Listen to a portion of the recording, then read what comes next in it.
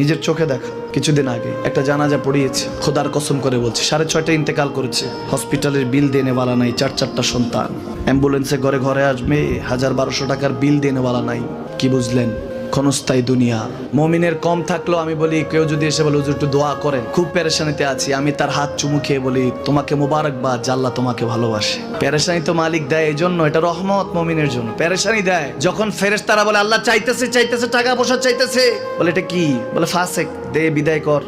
তার চাওয়া চেয়ে বিরক্ত লাগে, বিদায় কর, কি লাগে দে।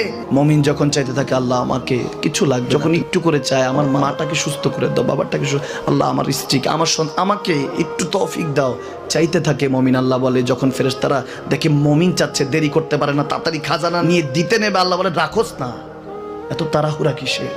তার চাওয়ার মধ্যে তো প্রেম আছে, একটু চাইতে দেস না।